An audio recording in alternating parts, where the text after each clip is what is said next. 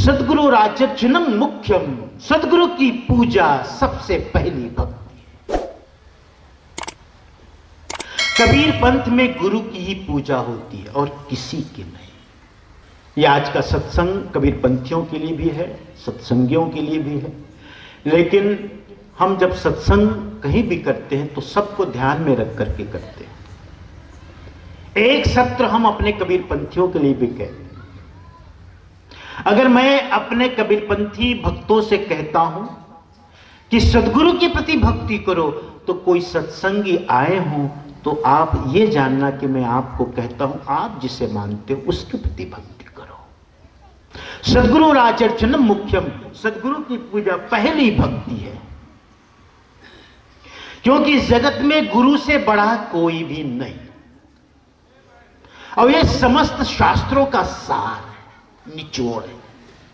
सब ग्रंथों में देखो, उपनिषद कहते हैं तत्विज्ञानार्थम गुरुम एव अभिगच्छेत, तत्विज्ञानार्थम स शिष्य को, शिष्य तत्विज्ञानार्थम, तत् मने वह या उस,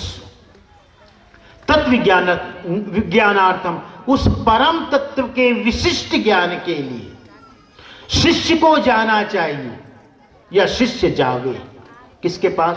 गुरु के पास। गुरु एव अभिगच्छेत, गुरु के पास जाना। और गुरु कैसा हो? समित पाणी श्रोत्रियम ब्रह्मनिष्ठम, हाथ में समिधा लेकर ऐसे गुरु के पास जाओ जो श्रोत्रिय हो, श्रुति यानी शास्त्रों का ज्ञाता हो, और न मात्र शास्त्रों का ज्ञाता बल्कि शास्त्र के वचन को जिन्होंने अपने जीवन में आचरण के रूप में आचरित कर लिया हो, ऐसे गुरु के पास जाओ। ऐसे नहीं कि पोथी पढ़ पढ़ जगमुआ पंडित बयाना कोई। साहब ने कहा पोथियां पढ़ने से कोई पंडित नहीं होता, विद्वान हो जाता है, प्रज्ञावान नहीं होता। पंडित हो जाता है, ज्ञानी नहीं होता। इसलिए साहब कहते मात्र पंडित न हो, ज्ञानी हो, मात्र विद्वान न हो, प्रज्ञावान हो, ऐसे गुरु के पास जाओ। समस्त ग्रंथों में गुरु की महिमा है। प्रथम दिन भी मैंने कहा था, गोस्वामी जी जिन्हें आप अक्सर पढ़ते हैं रामायण को, रामचरितमानस को, रामचरितमानस का निर्माण करते हैं, तो जिनके चरित्र का गुणगान करते हैं रामचरितमानस में, उनकी वंदना ना करके गुरु की ही वंदना करते हैं। बंदो गुरुपद कंज कृपा सिंधु नर रूप हरि। आगे प्रसंगानुकूल और भी उन्होंने गुरु की महिमा गाई है। कहते हैं बिन गुरु भाव निधि तरह न कोई, जो विरंज शंकर सम होई। गुरु के बिना कोई भी भवनिधि यानी संसार को पार नहीं कर सकता। गुरु गीता में भी भगवान शिव ने पार्वती को कहा, पार्वती इस जगत में सबसे बड़ा कोई है तो गुरु है, और मैं उस गुरु की आराधना और उपासना करता हूं। आप देख लेना, प्रमाण है। अब बताओ कहां बचा? रामायण हो गई, महाभारत हो गई, गीता हो गई, पुराण आदि हो गए, सब में यही है। तो हम कबीर पंथी जो हैं गुरु को सर्वोच्च मानते हैं, गुरु की उपासना करते हैं, गुरु की आराधना, गुरु की पूजा करते हैं, क्योंकि हमारे जीवन में गुरु से बड़ा कोई नहीं। हम जड़ को पकड़ते हैं, मूल को पकड़ते हैं। गुरु की पूजा कीजिए सब पूजा जय माय, जो जल सींचे मूल को शाखा पत्र घाई। गुरु की पूजा में सबकी पूजा आ जाती है, इसीलिए गुरु वंदनीय है। कोई भी देवी देवता और किसी की पूजा करने की जरूरत नहीं। कबीर पंथ का एक पंक्ति में सिद्धांत है, जीव दया और आत्म पूजा, सदगुरु भक्ति देव नहीं दूजा। किसी भी देवी देवता की और उपासना आराधना की जरूरत नहीं। कहने में थोड़ा कठोर लगता है, सुनने में आपको हो सकता है साहब आप देवी देवताओं का खंडन करते हैं। मैं खंडन नहीं कर रहा हूं। अगर गोस्वामी जी कहते हैं कि बिना गुरु के कोई भी भवसागर से पार नहीं हो सकता, चाहे वो ब्रह्मा विष्णु महेश क्यों ना हो, तो कहना क्या चाहते हैं? वो यही कह रहे हैं कि वे भी मुक्त नहीं हैं। ये कह रहे हैं वे कह रहे हैं कि ये मुक्त नहीं है, अगर इन्हें मुक्ति चाहिए तो गुरु चाहिए, गुरु के बिना नहीं हो सकता। तो मैं थोड़ी कह रहा हूं, शास्त्र कह रहा है। इसीलिए तो मैं प्रसंगानुकूल ये भी कहता हूं, सदगुरु देव की जय मत बोलो, सदगुरु कबीर साहेब की जय बोलो, क्योंकि तुम सदगुरु को देव क्यों बनाते हो? बीजक में साहब कहते हैं, देव चरित्र सुनो रे भाई।